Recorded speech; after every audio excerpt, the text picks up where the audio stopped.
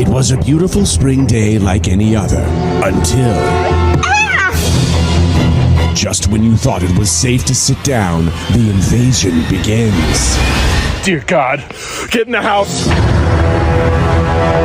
It is nowhere, and at the same time, everywhere. You can run. You can hide. You can pray for rain. Please, rain! But there is no escaping. The pollen is inside the house. The Pollening. Now playing in the South everywhere. 2, 3, hey! Somewhere in the bowels of the city that never sleeps Kevin McCullough, radio host with Salem Media, is a man also not sleeping. Syndicated radio talk show host Kevin McCullough. And that guy would like a word with you. Many of you know him from as Nostradamus. Of course that Kevin show is going to be great. The only thing that could be greater, of course, would be that Donald show. We don't have that, so we have that Kevin show. Featuring the music of Dick Tunney and the Dream in Color Orchestra.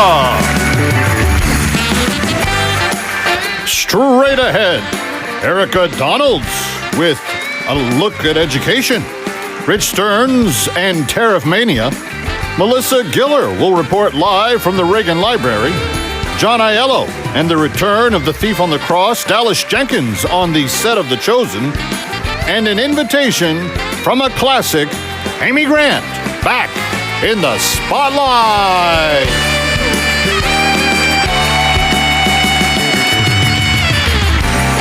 And now from Times Square, a man who thought he was being mugged. But it turned out to just be a pigeon demanding a bagel with a schmear. Here's the...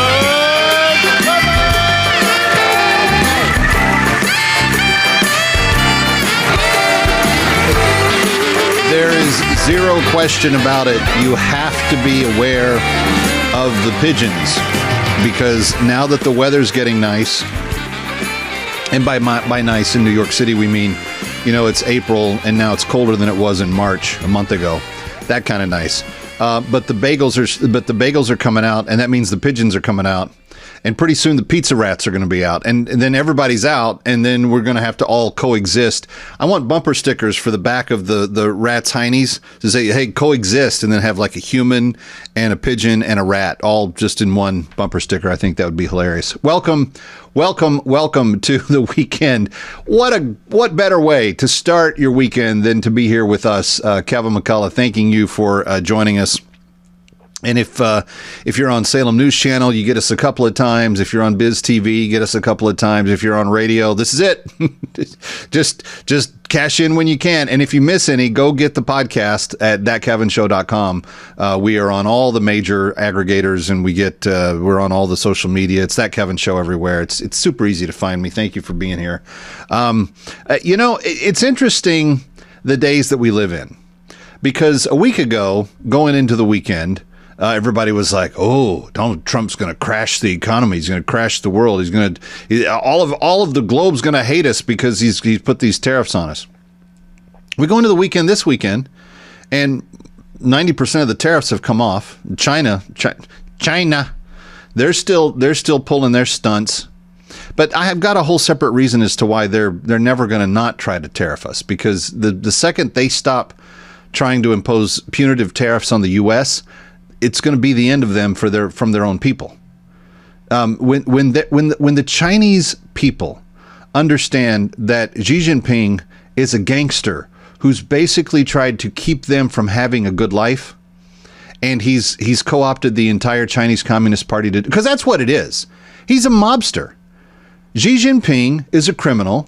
He's a thug. He's a murderer. He's all the things that Donald Trump can't call him right now. He by the way, the president agrees with me. He's just not going to say that out loud because it's going to, get in the way of the negotiation that he's underway with.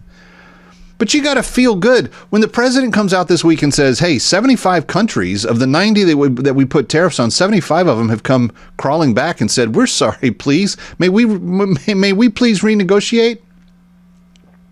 That's a pretty good move. So what does he do out of respect for the negotiation and the respect that the other countries are showing him? He says to us, hey, we'll delay any beginning of those tariffs. We'll put that off. We'll work on getting these deals renegotiated. China, in the meantime, is going in the other direction. And the beauty of this, and I really want people to pay attention to this, the beauty of what Donald Trump is doing when it comes to China and the very specific tariffs that are on them is that he is working to turn the whole world against Chinese favor right now. So isolating them, putting them in a box, making them sit in the corner over there by themselves and letting everybody else come get warm and fuzzy with grandpa.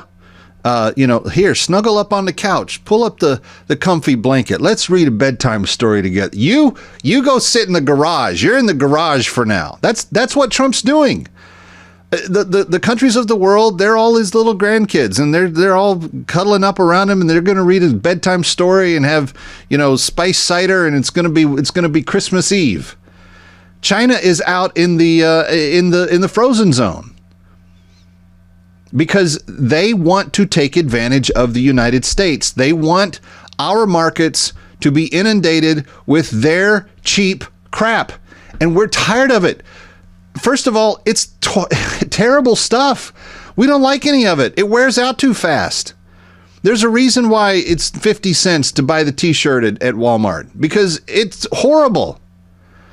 Bring the textile industries back into the U.S., get our textile mills going again, get materials being made, get production underway. We'll get the prices down, but we'll do it with better quality stuff.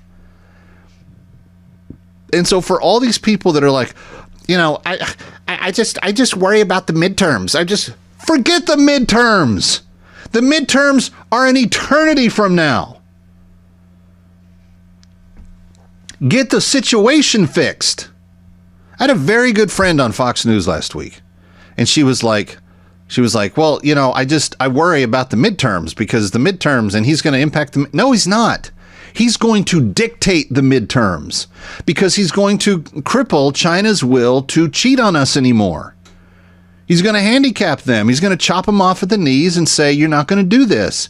And they're trying to play, this for that right now, but they're not going to ultimately have success with that. And most importantly, Grandpa Don, there he is on the couch, got all the kids around him. Grandpa, can we renegotiate our interest rate, please? Yes. What about us over here, sir? Well, we would like to renegotiate ours as well. Okay, come on over. Let's read a fairy tale. Let's have some hot chocolate. China, you get out of here. You're in the garage. That's what's going on. And what happens when that happens? The kid that has to be sent to the garage comes back and says he's sorry. And then everybody's happy. So let's not wig out, freak out, think the whole world's going to end. Let's not make up some sort of bogus talking point about the midterms being ruined because when you got booked for Fox News, you didn't prepare any salient points to address the issue, so you just went there. Let's instead be thoughtful. Let's instead be focused. Let's instead understand that the man who is president had the least motivation to ever be president of any man who's ever been president. He's lost more than he's gained every day he's been in politics. Everybody else that's ever been president, the opposite.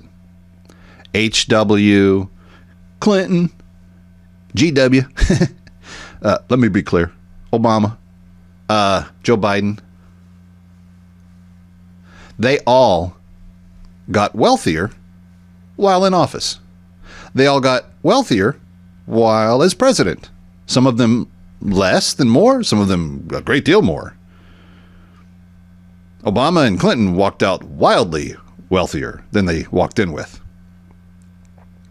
But Trump's the only president in the modern era that has gone backwards. His first term, he lost nearly $2 billion of personal net worth. He's doing it because it's the right thing to do. He's doing the tariffs because he's forcing a policy change around the globe. You can't do that sitting on the sidelines fiddling your thumbs and hemming and hawing about what needs to be done. That will never get it done.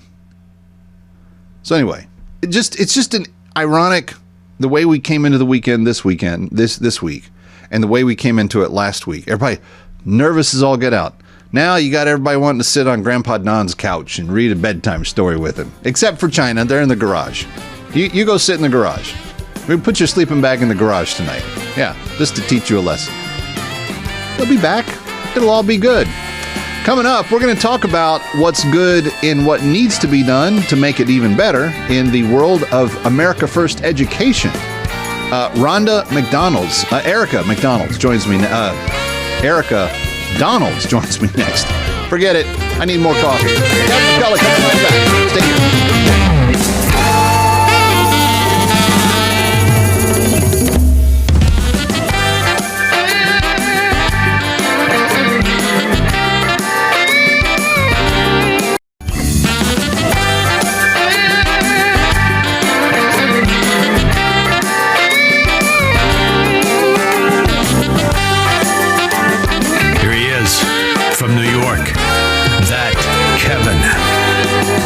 Welcome back to That Kevin Show, Times Square in the greatest city on the planet. Grateful to have you with us, and it's thatkevinshow.com, That Kevin Show on all social. And if you want to send me an old-fashioned email, it's thatkevinshow@gmail.com. People still use email. I'm a little surprised, but they do. My next guest is someone who cares very much about the old-fashioned values, but she is fighting in a very relevant arena. In fact, she is the chair for the Center for Education for America First Policy Institute, one of our favorite organizations on the planet. Erika Donalds is her name, and you may know that name because she's Mrs. Byron Donalds, one of our favorite congressional representatives. Erika, it's good to see you. Thanks for being here. Oh, thanks so much for having me. How would you, for someone in middle America that doesn't follow jot and tittles of politics and public policy and all of the day-to-day fight, you and I we're in that world, we live with it. How would you describe, in your own words, the America First approach to education, and how would that differ from what most people get in their current public school offerings, specifically the help from the Department of Education? Well, our education system is in crisis, and it has been for some time. I've been working on this for 15 years in various capacities, having been a school board member and seen from the inside that the monopolistic system is not going to reform itself. And so my advocacy is around an America First and frankly, parents first education policy that really puts parents in the driver's seat when it comes to the funding and information flow, allowing them to select the highest quality option of academic experience for their children. And that will also unleash free market principles in our education system, which have not been at work in all the industries that we excel in America. It's all about free market and competition. And we don't have that in education. And that's why education really looks the same as it has for the past 100 years. So America First policy puts parents in the driver's seat and gives them the funding and the information they need to choose from multiple innovative, high-quality education options for their children. And I just want to quickly add that Erika is not blowing smoke here. She's personally been a part of 15 charter schools that have started. So she's practiced educational choice and has been a part of it from the ground up. But let me go back to kind of a finer nuance on my first question, because I am interested in helping my viewers and listeners understand this. The president says he's going to axe most of the Department of Education, and Secretary McMahon has a mandate to get that done. People hear that and they say, this is an administration that doesn't care about the educational outcomes. The Department of Education, correct me if I'm wrong, came about in 1979, was a Jimmy Carter creation, and effectively has shown zero impact on reading scores, unless you consider negative impact, possibly being impact, but that's going in the wrong direction, along with growing a bureaucracy of some 4,300 bureaucrats that sit in D.C. and can't tangibly tell us what they've done to make education better. Why does the private competitive system that you were just describing, where parents are super involved, why does it work so much better? For the layperson that's just walking down the street this afternoon, they said, hey, Erika, let's have a cup of coffee. Explain to me why the private sector does a better job. Well, first of all, the Department of Education has not educated a single child. It pushes money around to the states, and despite being only 10% of our overall education funding, it puts its thumb on the scale for the monopoly and the status quo. And that's what it's been doing, to your point, for 45 years. It was created as a thank you to the teachers' unions from Jimmy Carter because they helped him to get elected, as they helped Democrats to get elected for many, many years. Now, that being said, we have spent about $3 trillion over the past 45 years at the Federal Department of Education with virtually no return on that investment. If those dollars were put directly in the hands of parents, as is being done in many states with education scholarship accounts, and parents could make decisions on what their individual child needs. So in Florida, for example, we've had 500,000 students participate in our education scholarship account program. They're choosing to use their $9,000 per student to buy tuition and pay for curriculum, homeschool, online courses. But most importantly, look at IDEA funds, for example, coming from the federal government. That could be an extra $10,000 in the hands of a parent who has a special needs student. That parent could choose to spend that money on a specific service, let's say PT or speech or a math tutor or reading tutor, exactly what that child needs at that time. Instead, that money is spread out across multiple bureaucracies at the federal level, state level, district level, school level, until a fraction of it gets down to the classroom level, where it's also spread out against multiple children and their various needs. That is why the free market and having that money in the hands of parents is going to allow for each individual child to get what they need. And when parents have that purchasing power, innovators and entrepreneurs like myself are going to come up with solutions that are tailored to each individual child. You mentioned educational scholarship funds, or I've heard them described as educational charter bank accounts in other states. How does the system work for people that are uninitiated? Where does the money come from? How do the parents retain it? What are the limitations to what the parents can do with it? Well, we have gone from 0 states during the pandemic to now 14 states with universal ESAs, a huge jump thanks to the parent movement here. Well, you know why that happened. People were on Zooms with their kids during COVID, and they were like, what the heck is my kid learning? Absolutely. Or what are they not learning? More important. Right. So in states like Florida, Texas is getting ready to pass their bill. Tennessee did earlier this year. A parent is given a privately funded account, a private account where it is funded with the state dollars that would have otherwise gone to their local public school. In Florida, that's about $9,000. And then the parent has approved expenses that they can use those funds for, almost always tuition for private school, but more flexible programs like Arizona and part of Florida's program, where they can customize an entire educational experience for their child. Maybe an online program is good for half of the day, but they want them to go in person for certain subjects. Maybe they need a one-on-one tutor for math because that's where they're struggling. And so these programs really allow parents the ability to customize that student's education for exactly what they need at that time. What do we have to show for the results of the 14 states where these programs have been implemented? Well, let's look at going back to our free market idea. In Florida, we've had over 700 additional school choice options come online every year that this program has been in place. So while you see that demand increasing, where we've kind of caught the car, now parents have this money, but we saw a lot of wait lists, charter schools, private school wait lists. Well, the market is responding with additional supply in those 700 additional opportunities per year. And then on the vendor side, with the educational services and products, over 900 new vendors are coming online per year. So the purchasing power is going to continue to increase for these parents. Not only that, the vast majority of studies where school choice exists show that not only do the students who go into those choice programs increase in their academic performance compared to their peers, but the academic performance of the public school students that remain also increases as a result of that choice and competition. Imagine that, the free market at work. That is an incredible, and it's only a short track record, but they're already having such success with it. Let's take a break. When we come back, I want to talk about some of the opposition to this and philosophically give me the understanding of why people are opposing it. I don't think there are any good reasons, but how do we in our local communities overcome some of those arguments? If we're going to school boards, if we're talking to our state legislators, if we're talking to our congressional representatives, what should we be telling them? Stick around for more of That Kevin. Next, That Kevin Show with Kevin McCullough.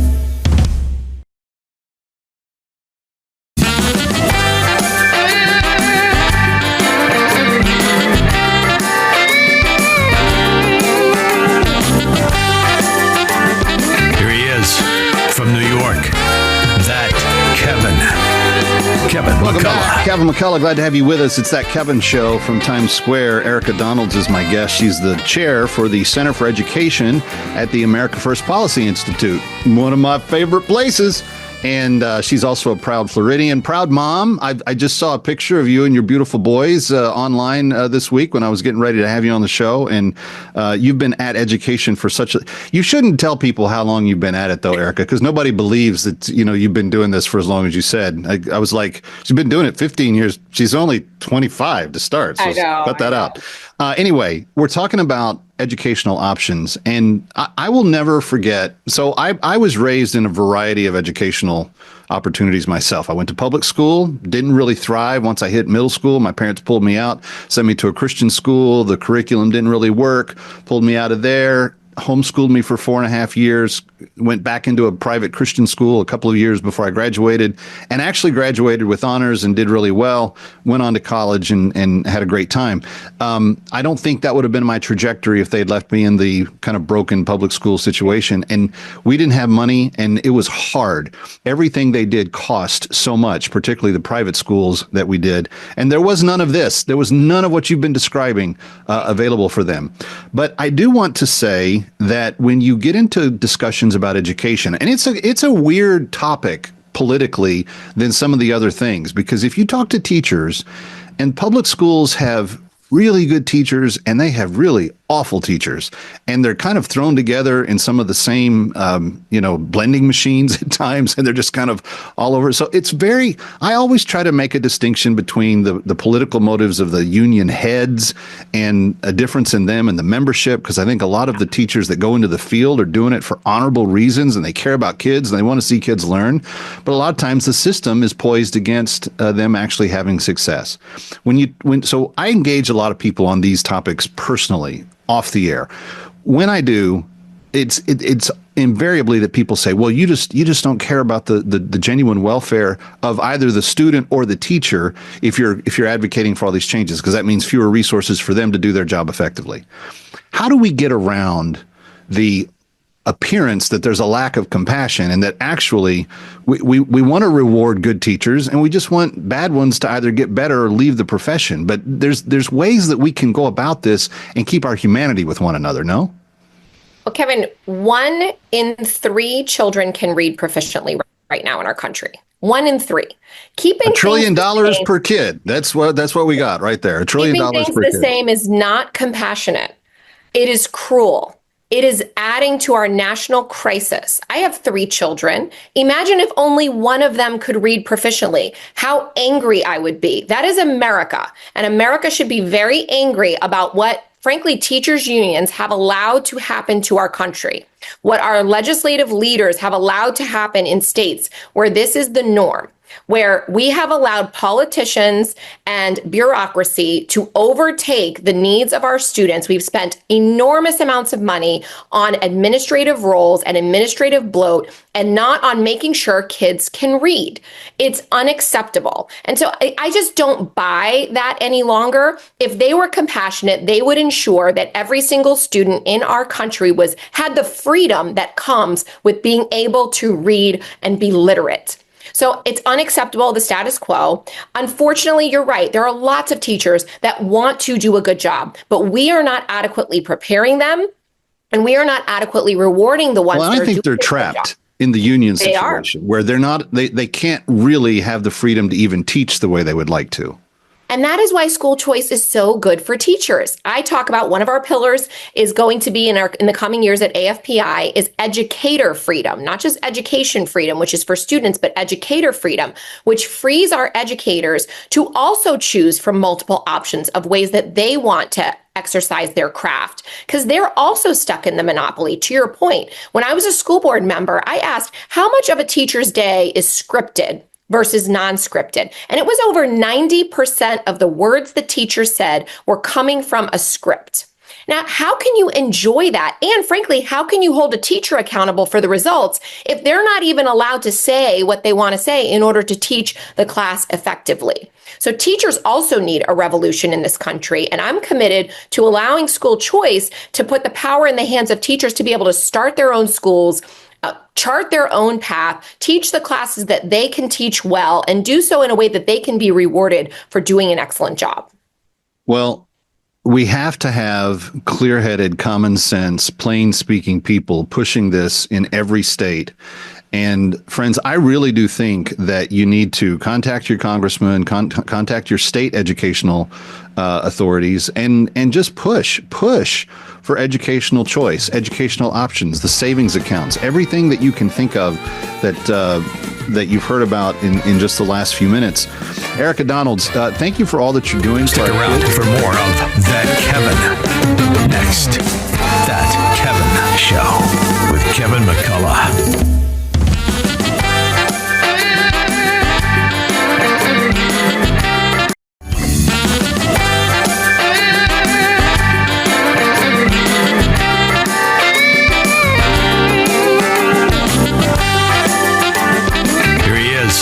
From New York, That Kevin McCullough. Welcome back to That Kevin Show, thatkevinshow.com, That Kevin Show on all social media. And if you even want to send me an old-fashioned email, because email's now old-fashioned, you can send it to thatkevinshow@gmail.com. I am so pleased to welcome Melissa Giller to the show. She's part of the Ronald Reagan Presidential Foundation Library and Institute in California, and a very special event is coming to the library. Melissa, it's good to have you. Welcome. Thanks for having me. What's going on? So the Reagan Library brings in special exhibitions, and currently right now we have a special exhibition called the Dead Sea Scrolls. And so it's 200 artifacts, which includes 8 original scrolls, 2,000 years old.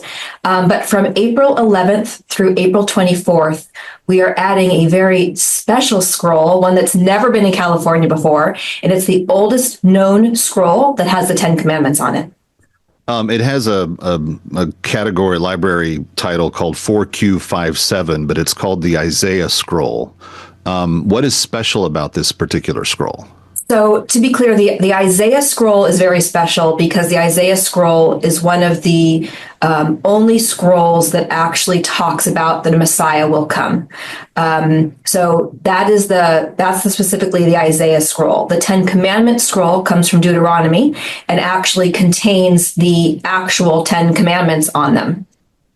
Okay. I have to imagine that bringing these anywhere from where they're found and kept is a very arduous process. What goes into transporting and then being able to view them? Because I would imagine that these things are pretty fragile. Yeah, so all the artifacts that we have come from Israel. They are all part of the collections of the Israel Antiquities Authority. They actually curated the exhibition. And, all the items are 2,000 years old. But to continue to preserve them, we have very low light levels in the exhibition. And the scrolls themselves, not the 10 Commandments scroll, that one's different, but all the other scrolls can only be in the light for 3 months every 5 years. So we have this exhibition for 9 months. So every 3 months, the Israel Antiquities Authority curators come back out and actually change out the scrolls. The 10 Commandments scroll is even more precious, and it can only be in the light 2 weeks out of every 5 years. And so, although this exhibition will be traveling to multiple locations over a handful of years, we are the only ones that are fortunate enough to actually also get the 10 Commandments scroll. Wow, that is incredible. the nature, and when we're talking about light, you're not talking about normal room light. You're talking about adjusted and very dim light. The room is very, very dark. They actually, it's not just 3 months out of every 5 years or 2 weeks out of every 5 years. It's off of a basic actual light lumens math number, and depending upon how long it's on display. So again, 3 months out of every 5 years, it can only be at like a 21 light lumens, which, although normal people would not know what that means, it's a very dark room. Pretty much the only light around the scrolls is the light that's actually within the case itself. No flash photography, really no overhead lights, not even a cell phone flashlight. They're very careful, which is good because it will continue to preserve these scrolls for a lot longer. Yeah. What's the financial value of an antiquity of this age and range, and what's it worth? So it's a really funny question because they are valued. They're valued at $2 million a piece, but they're priceless, right? If something was to happen to any of them, $2 million does not cover what these actual items are, but the scrolls themselves are valued at $2 million a piece. What's the interest in the 10 Commandments Scroll? Because I found out about it because of something that you guys sent out by way of a press release. But who would be the types of people that would want to come and see this for themselves? Yeah. So what we're finding with this exhibition is that people of all faiths are really interested in this exhibition, learning from this exhibition. The exhibition really tells the story of ancient Judaism and the early formation of Christianity. Because the scrolls are written in Hebrew, I had originally thought that the biggest bulk of audience would potentially be Jewish, but we're actually finding that the biggest audience are Christians. Because there are so many objects that we have on display that date back to the time of Jesus. Like we actually have fragments of a boat that through carbon dating were proven that it was used by fishermen on the Sea of Galilee the exact time that Jesus was a fisherman on the Sea of Galilee. So there's and that's just one of the many. So it's bringing a very large Christian audience. We're finding people, not just faith-based people, but really all people. And we're really fortunate. All cultural institutions post-COVID have been struggling to bring back pre-COVID numbers, and this is the first exhibition we've had that is bringing back pre-COVID. Oh, wow, that is encouraging. Well, I've been to Israel 3 times, and I have seen some of the Dead Sea Scrolls on display there in Jerusalem.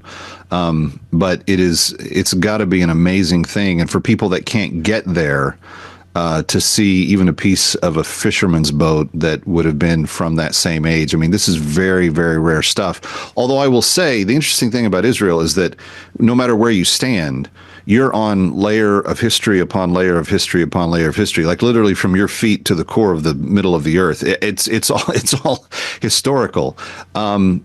Why this type of attraction, given that the Reagan Library is kind of thought of as a presidential library and kind of, political focus, governmental focus, history focus, et cetera. What's the attraction to the biblical artifacts? That's a great question. So we have a 10,000 square foot special exhibition gallery that we bring in a special exhibition about every 6 months. And this one was really important to us. Ronald Reagan was a man of very deep faith, very deep Christian faith. In fact, he said multiple times that he believed all the problems of the world would be solved if we just turned to the Bible. He welcomed Jewish leaders to the White House, Christian leaders to the White House. He swore in both times as governor of California and both times as president of the United States using his mother's Bible. And so this is really a way for us because we have a special gallery next to it that brings in Ronald Reagan to it. So this is a way for us to really honor his deep faith and just bring more culture and history to the Reagan Library. Yeah.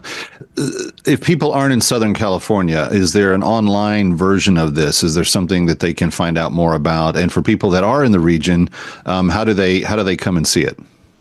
So great question. So we have it here at the Reagan Library through September 2nd. The 10 Commandments Scroll, again, April 11th through April 24th. We are the only location on the West Coast that will have this exhibition. After us, it moves to the East Coast. So I know you're nationwide, so people can watch for that. They haven't announced where it's going, but there are a handful of venues sort of in that East Coast range. Well, Melissa Giller, thank you for all that you're doing to help preserve Reagan's reputation and memory and legacy for the country, and for bringing this. This is a special thing. I kind of wish I was in Southern California. Stick around for more of That Kevin. Next, That Kevin Show with Kevin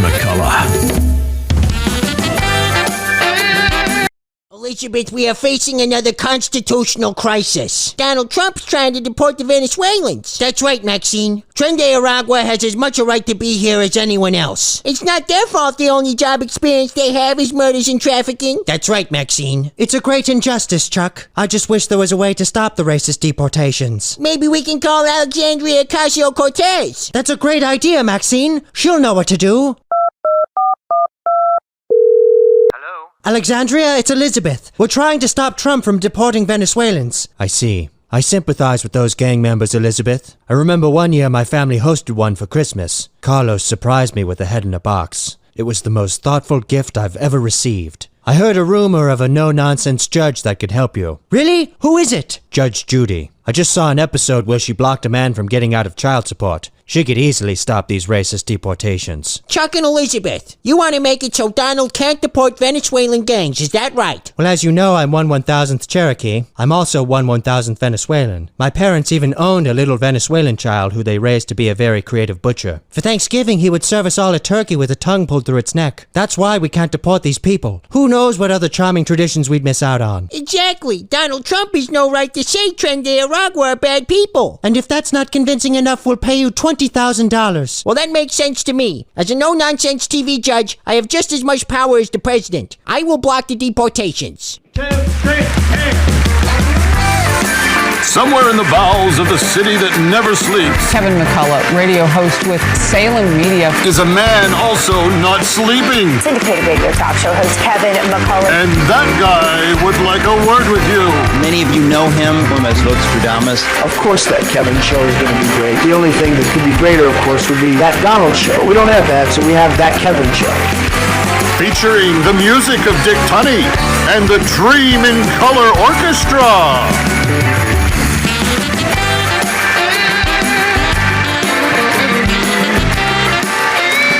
Still to come, Rich Stearns from Heritage Foundation on Tariff Mania, John Aiello and the Return of the Thief on the Cross, Dallas Jenkins on the set of The Chosen Season 5, and an invitation from Amy Grant back in the spotlight.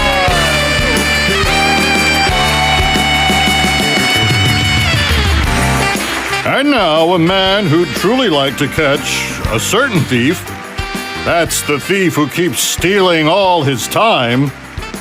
From Times Square, here's that Kevin and Assignment Desk Weekend. For Assignment Desk Weekend, I'm Kevin McCullough. The Department of Labor, you know those folks that try to keep track of who's working and who's not, apparently conducted a recent survey that forgot to ask whether people were actually working.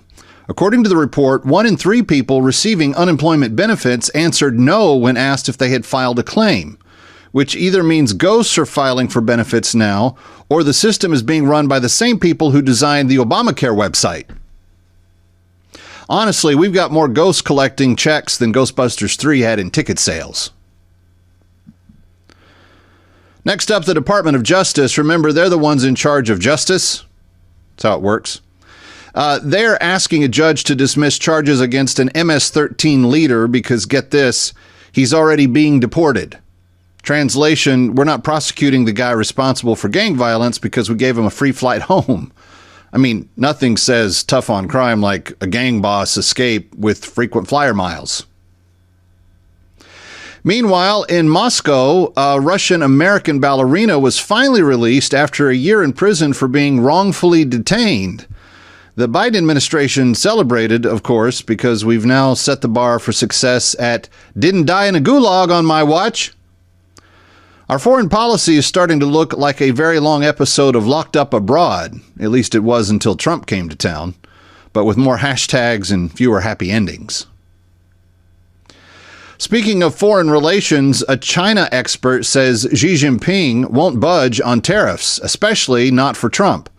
Apparently, Xi doesn't like bullies, which is odd coming from a guy whose foreign policy playbook is just a 700-page list of countries we plan to intimidate this week.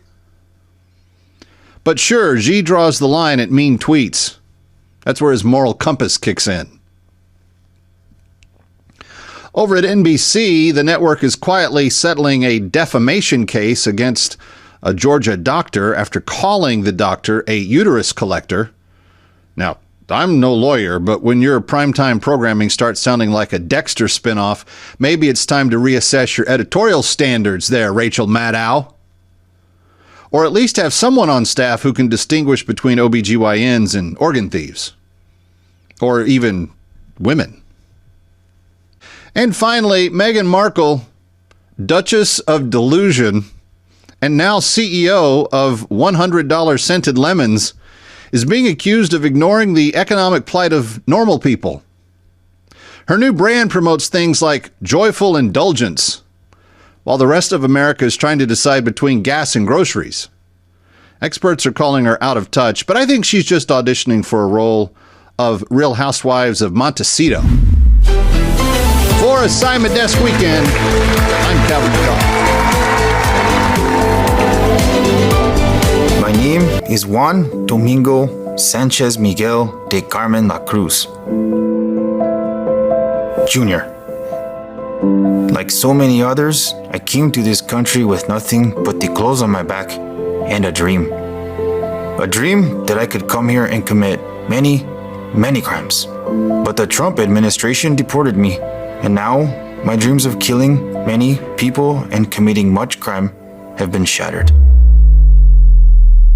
I am as sad. I thought America was a place where you could freely traffic drugs, maybe some people as well. I also came here to rob, do some cocaine, maybe take over an apartment complex or something.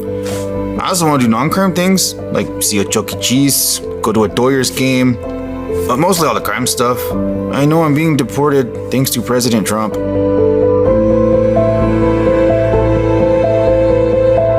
I've only killed 5 people. There was so much more I wanted to do. So many dreams yet to be dreamed, so many people yet to be killed.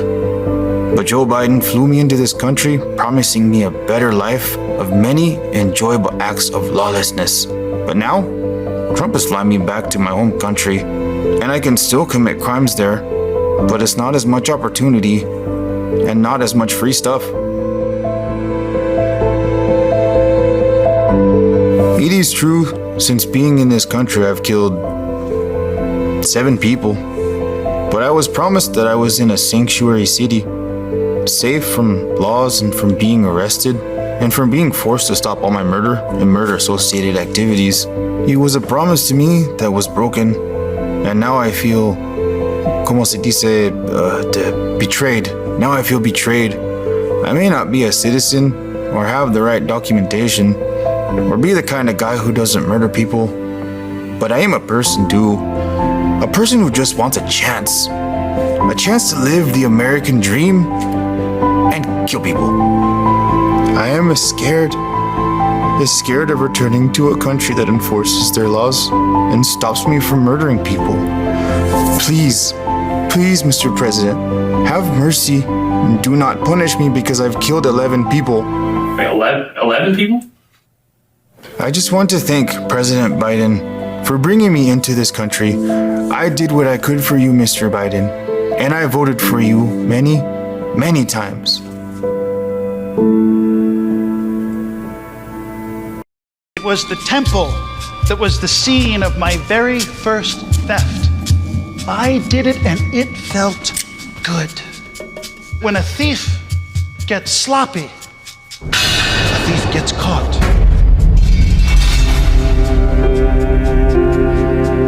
I was one of the guilty ones who hung near Jesus as he suffered and died on the cross. This is the day that I'm going to die. I will die in defiance. The Romans can break my body, but they will never break my spirit. It will be a day of excruciating pain. Jesus was painfully abused, but he did not complain. He was silent, like a lamb being led to a slaughter. I heard Jesus speak, "Father, forgive them, for they do not know what they are doing. Forgive them?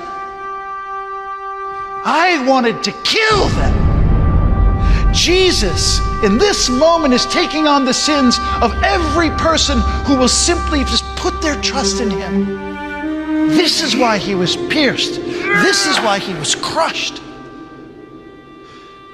It was for me. If Jesus could forgive his torturers, well, maybe he could forgive me.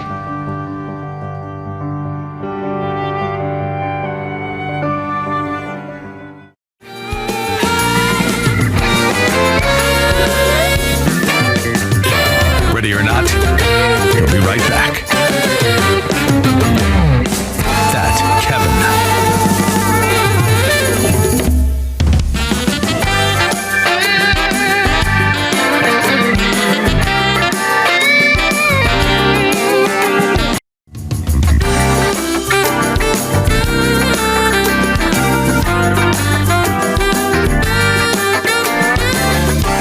Now, back to That Kevin Show with Kevin McCullough.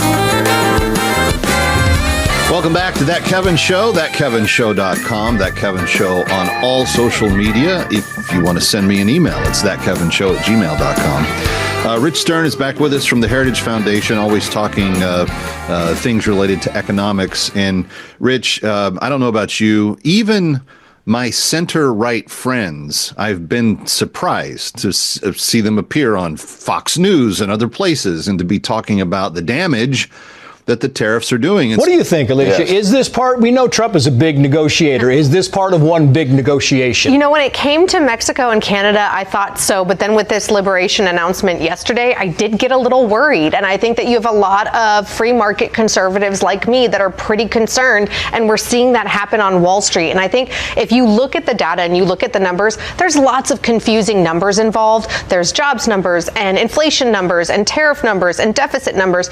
It really boils down to what is the average American feeling and how is their bank account being affected by all of this.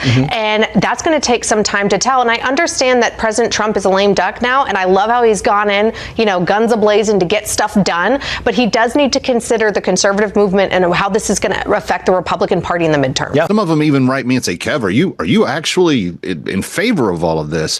And I've gone nearly blind trying to explain to these people why this is exactly what should have been being done, not by Trump, but by H.W. Bush, by Clinton, by G.W. Bush, by Obama, by Biden. We should have had some of these things taken care of a long time ago.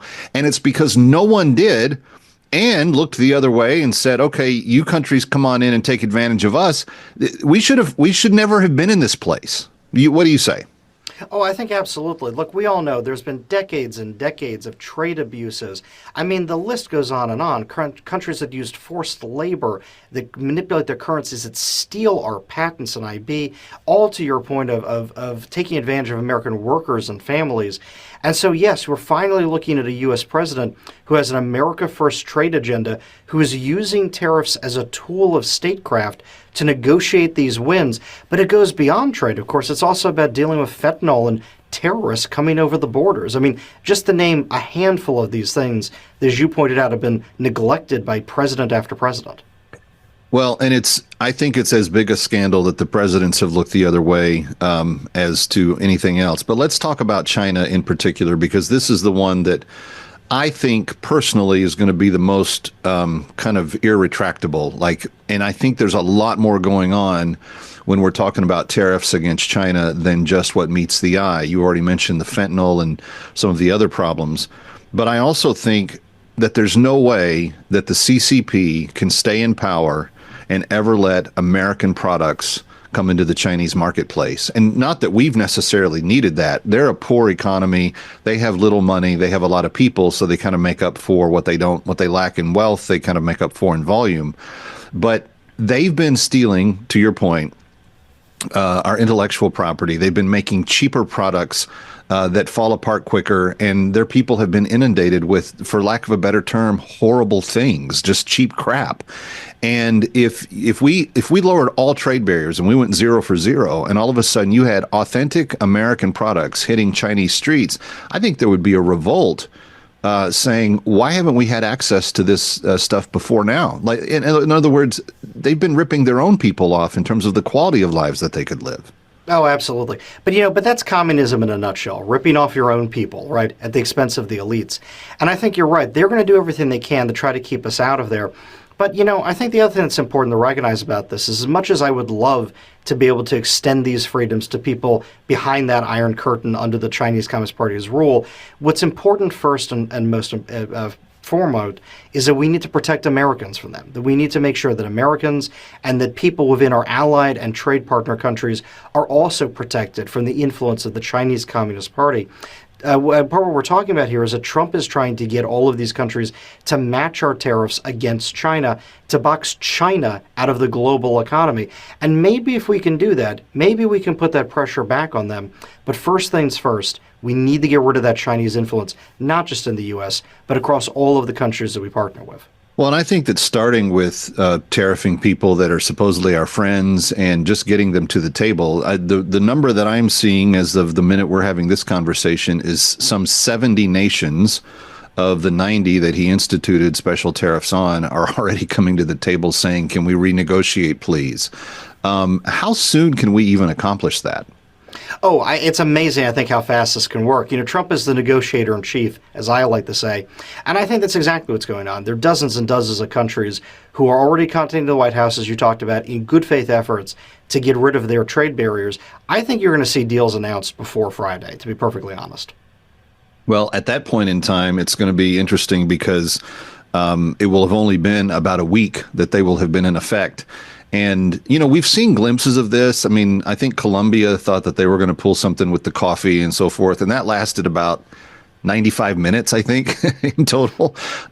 So it can happen quick. What are the ones that we need to see come down the fastest? China is kind of its own special case. But who else is really ripping us off? Well, I would say this. I'm not sure which country takes the cake other than China, because China is really doing things that are just unique in human history. But what I would say, though, is if you go through thousands of product lines, each country has some set of product lines where it's very large tariffs. It's got some screwy. Are they largely just trying to protect their own products in that category, or are they just afraid of America's stuff coming in? It's the former, but I wouldn't say it's protecting. What I would say is you're looking at special interests. Look, politics is corrupt everywhere. You're looking at special interests over there that have captured their government and are siphoning off value from their consumers to those protected industries because they've bought politicians. So to be honest with you, it's not just that we're dealing with thousands of little trade abuses that harm Americans.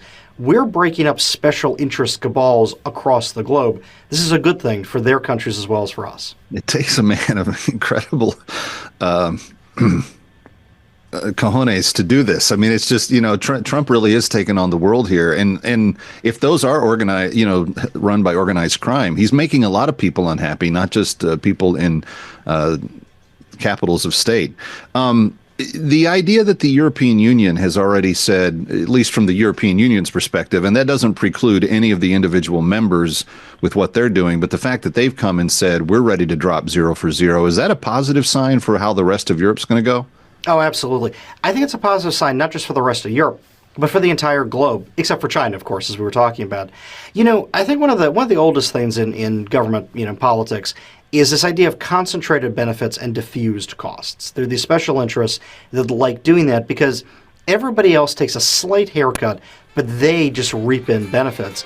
And, eventually those haircuts amount to stagnation of the overall economy, but you can't point to which special interest was the straw that broke the camel's back. What Trump's doing here is creating a diffused cost. He's making it clear to these people across the ocean that their special interests are destroying their economy and ours. This is the kind of thing you would need politically to undo decades of this kind of slow, quiet corruption in the back end. And I think you're right. It takes a man of real conviction and real determination to finally tackle that problem. Well, and he's doing it in bold ways. I've never seen American leadership on the international stage that even comes close to this. And it's not just the tariffs. It's everything that he's communicated to global leaders since assuming the White House less than 3 months ago. So it's pretty incredible. Richard Stern, Heritage Foundation, always appreciate your insight.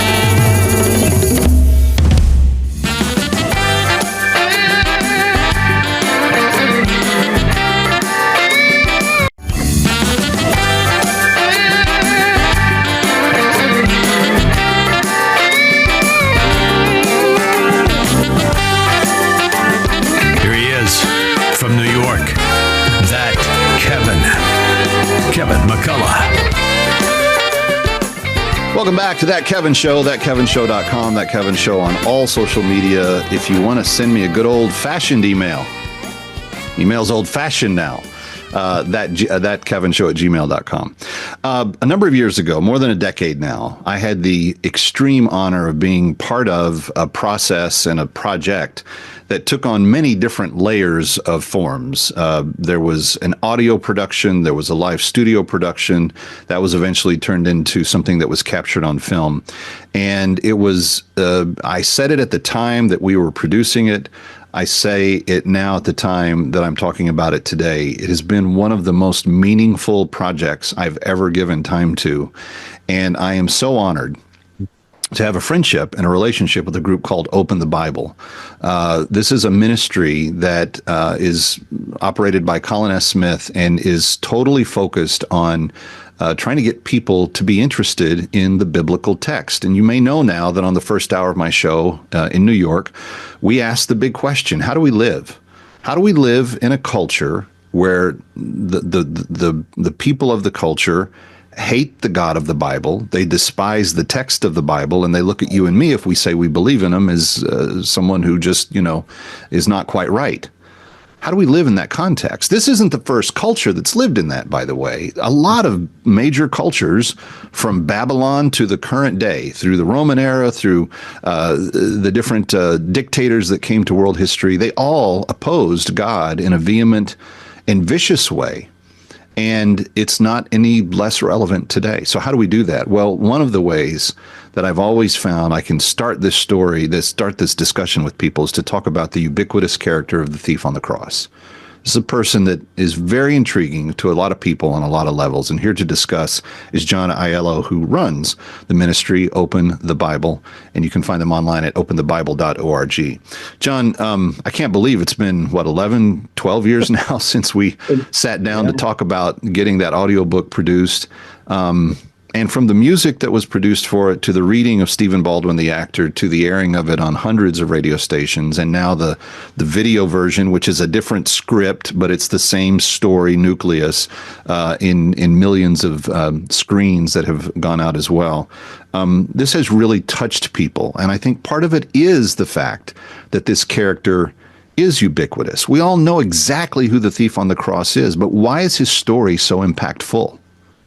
Well, I mean, the story of the thief on the cross, not only can anybody who walks the face of the earth appreciate feeling like I haven't done enough, I'm just not good enough, and what does that mean for my eternity? Not only is it that, but it's the single best story we have in the Bible of the fact that we don't earn our way into heaven. It isn't what we do or don't do here on earth that ultimately makes the difference. It's the finished work of Jesus Christ on the cross. I mean, this is a guy, Kevin, you and I have been thinking about this guy for many, many years together, but you don't get crucified, even in first century Jerusalem, for stealing a little tiny something.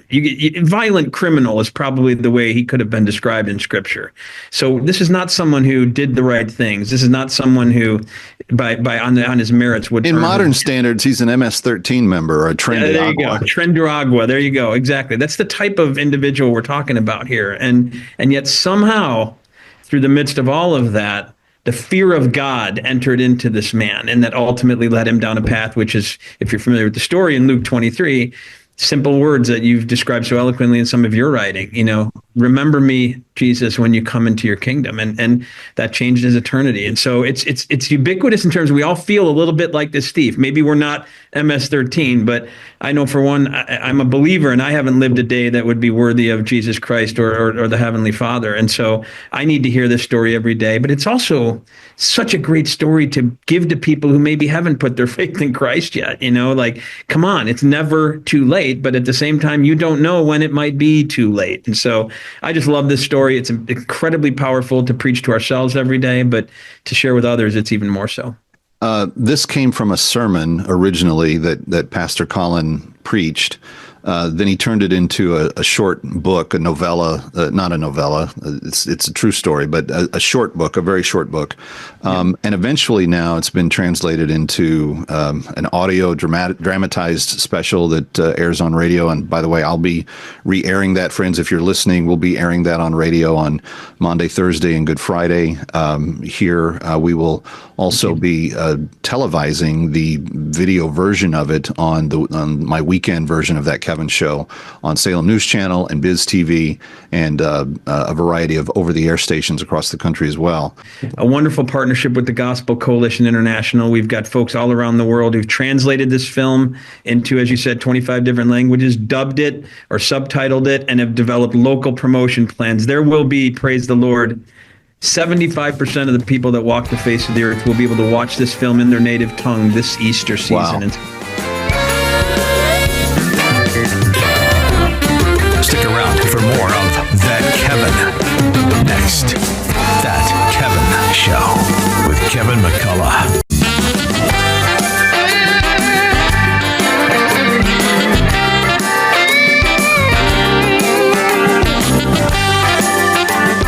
Here he is from New York. That Kevin McCullough.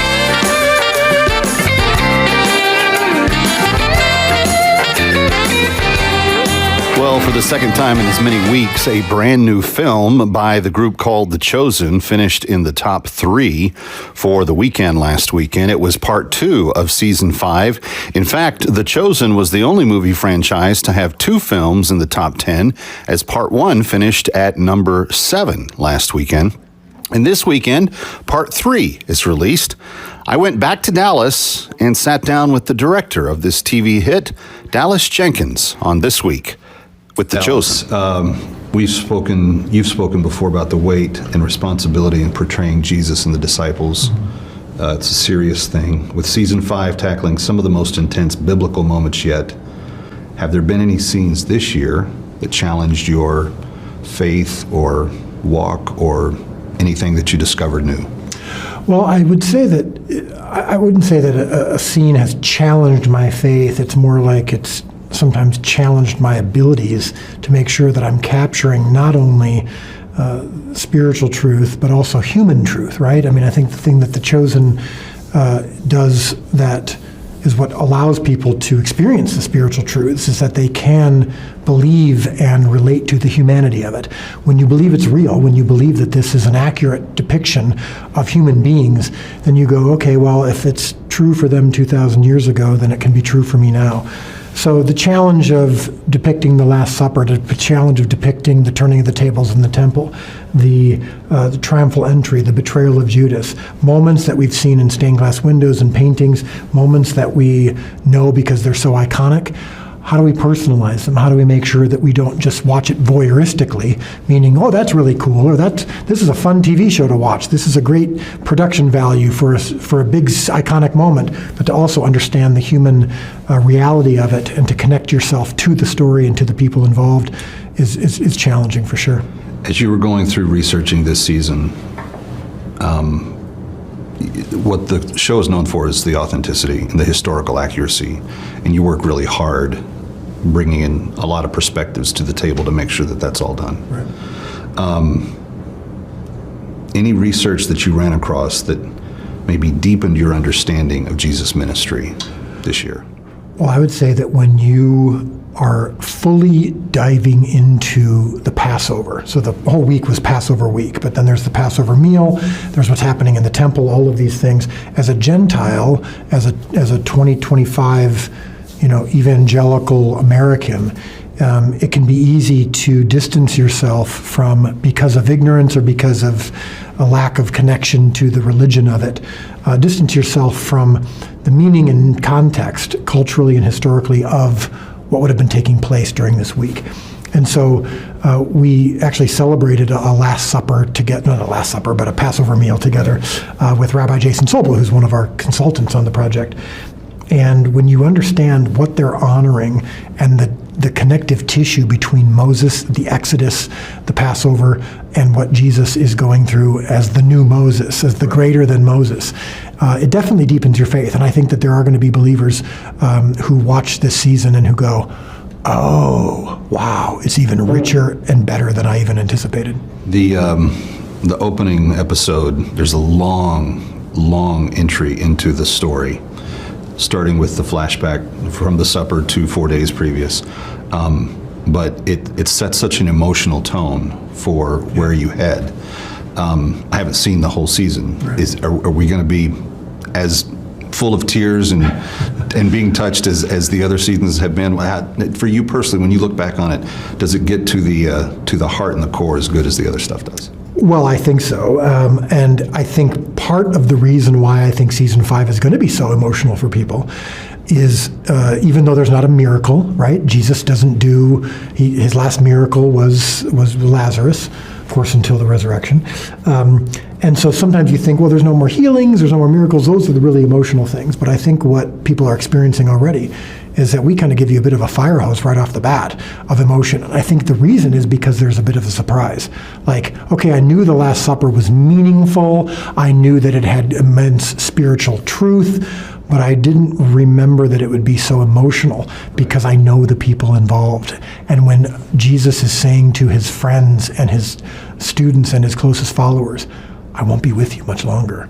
What that means for them, what that means for Jesus, how it impacts them emotionally, I think is rocking people already, and I think it will throughout the season. You've built a family with this production. These people have been with you for many years now, playing the same characters, kind of in the same subculture bubble of this production together.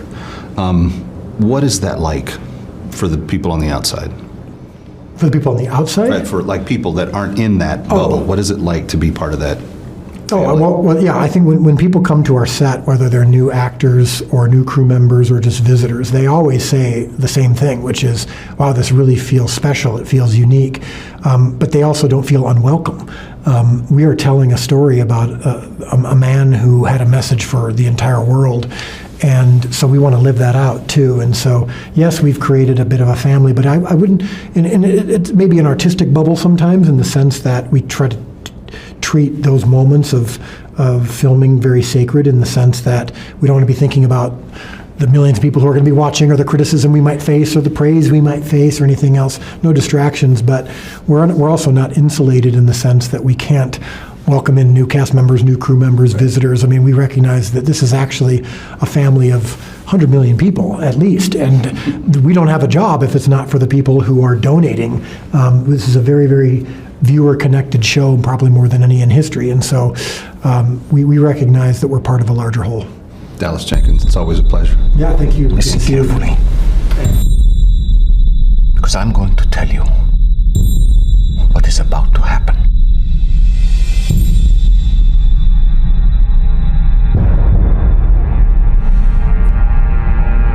This is my Father's word.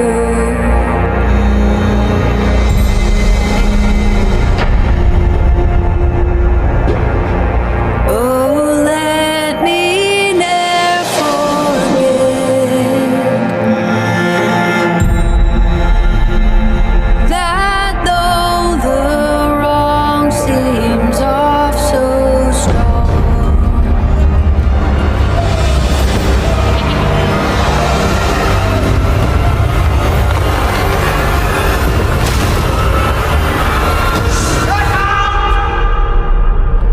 the hour is coming. God is the ruler